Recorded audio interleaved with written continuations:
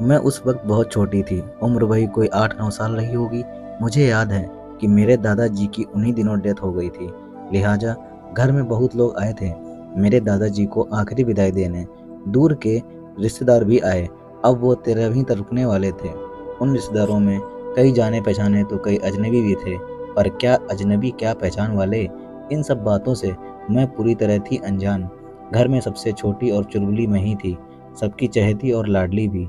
मेरे घर में क्या हो रहा है ये समझने के लिए मेरी उम्र बहुत कच्ची थी, लेकिन उस कच्ची उम्र में मेरे साथ जो हुआ उसकी याद आज भी वैसी ही है, बिल्कुल तरोताज़ा, जिसे सोचकर आज भी मैं कई बार सहम जाती हूँ तो कई बार खुद से घिन भी आ जाती है। उस सर्द के मौसम में वो अजीब सी खामोशी याद है वो दिन। मौसम काफ़ी ठंड था, सारे लोग दादाजी के क्रियाक्रम में व्यस्त थे। मैं बाकी बच्चों के साथ घर में छुपन छुपाई खेल रही थी। हम बच्चों में एक बड़ा बच्चा भी था जो हमारे साथ खेल रहा था, वो भी हम छोटे बच्चों की तरह ही।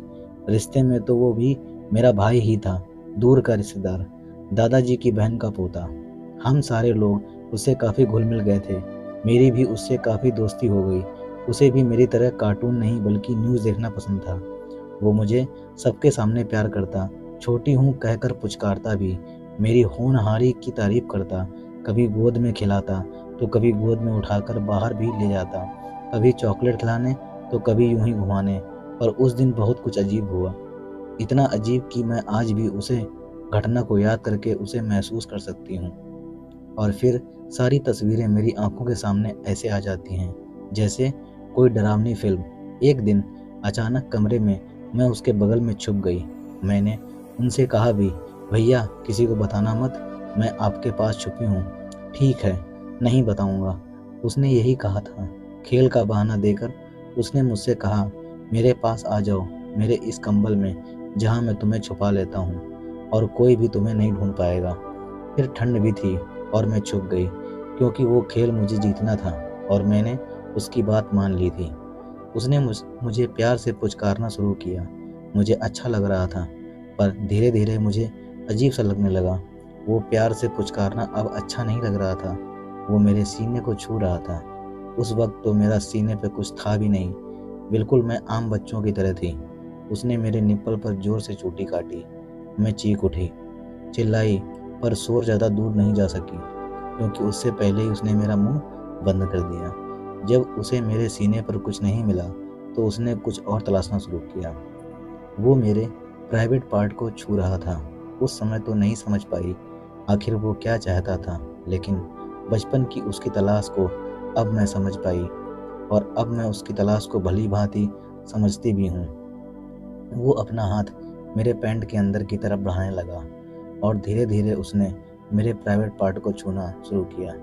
मुझे कुछ समझ नहीं आ रहा था, जिसे मैं खुद नहीं छूती थी उसे वो क्यों टच कर रहा है। आखिर मेरे साथ ये क्या हो रहा है, वो मेरे प्राइवेट पार्ट में उंगली क्यों डाल रहा है। मैंने अपना पूरा जोर लगाया, सारी ताकत झोंक दी खुद को छुड़ाने की, लेकिन नहीं छूट पाई। मैं नहीं बच पाई। मैंने जोर की आवाज़ लगाई और फिर उसने मुझे छोड़ दिया। उसने मुझे छोड़ा, पर मेरी आवाज़ को हमेशा के लिए खामोश कर दिया। 13 दिनों तक वो मुझे किसी न किसी बहाने ऐसे ही छूता रहा और मैं कुछ नहीं कर पाती। मैं अपनी माँ को सब बता देना चाहती थी, पर नहीं बता पाई। वो मुझे और कहती सारे बच्चे भैया के साथ सोएंगे। मुझे तो उसका नाम भी नहीं पता था। मुझे अपनी माँ से नफरत हो गई। वो क्यों नहीं मुझे सुन रही थी। बाहरी से ज़्यादा अपनों से ही हमें है खतरा। आखिर मेरे अपनों ने ही मेरे बदलते व्यवहार को क्यों नहीं देखा, और अगर देखा भी तो नज़रअंदाज क्यों किया। माँ ने मुझे बाकी मम्मियों की तरह गंदे तरीके से छूने के बारे में क्यों नहीं बताया था, जिसे आजकल गुड टच और बैड टच कहते हैं। माँ मुझ में और मेरे भाइयों में कोई फ़र्क नहीं करती थी, पर क्या वो भूल गई थी कि मैं एक लड़की हूँ और कई वहशी दरिंदे आसपास ही हैं। सिर्फ बाहर ही नहीं, अपने घर में भी मुझ जैसी ना जाने कितनी लड़कियां होंगी जो जिसने शारीरिक और मानसिक प्रताड़ना झेली होगी, और हो सकता है आज भी झेल रही होंगी। मैं ये दावे के साथ कह सकती हूँ, इसकी शुरुआत कहीं ना कहीं अपने घर से ही होती है और अपनों से ही होती है, पर हम किसी को बता नहीं पाते हैं। ना जाने क्यों हम डर जाते हैं। और तो और हमारे घर में भी हमारी आवाज़ को अनसुना कर दिया जाता है। ऐसा करने से कई बार हम खुद को ही कसूरवार मान लेते हैं, लेकिन ऐसा कब तक चलेगा? और हमें अपनों के खिलाफ आवाज़ उठाने में हमारे अपने ही क्यों रोक लेते हैं, जिसकी वजह से उस गम को हम सारी उम्र साथ लेकर चलने को मजबूर हो जाते हैं।